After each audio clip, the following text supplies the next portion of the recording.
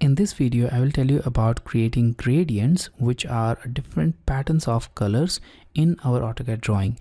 So for creating the gradients, go to the draw panel and expand the flyout and select the gradient tool. Now you'll see a very familiar hatch creation tab, but we have some simple difference here. In the pattern, we have these gradients, the color gradients, and also we have a new centered option here. Now we can select the pattern of colors which we want to apply from this list. So let's select this gradient linear.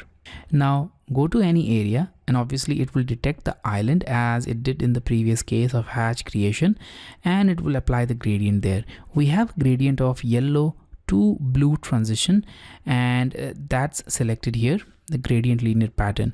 Now if you want to change the colors of this gradient, you can select this menu and you can change the colors from here. So I'll select red as the first color, and for the second color let's change it to this cyan.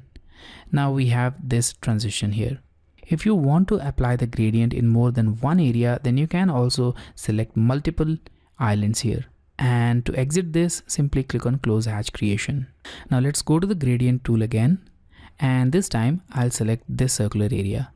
Now in this semicircular area we have this linear gradient, but I'll change it to this centered. Now I'll select this area also, and you'll see that in this case the complete circle will be taken as the hatch boundary. Now the gradient is applied here, and also we have a centrally aligned highlighted area. If you want to change that, if you want to change the highlighted area, you can simply uncheck the centered option, and that will make this highlighted area off-centric, just like this. Now in this case, if you want the hatch to apply on this complete circle, then make sure that this create separate hatches is unchecked. So currently the create separate hatches is checked, so click on this to uncheck it, and now both of these hatches will be treated as a single region. Click on close hatch creation and we have a single hatch here, just like this, although we had a boundary here. So that's very much similar to the hatch creation, but instead of making hatch pattern, we have the colored gradients.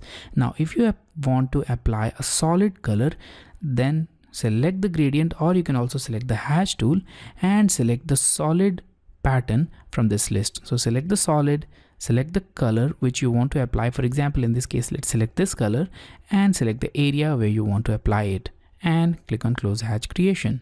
And there we have it, the solid color applied to the island. So that was all about the gradient tool of AutoCAD.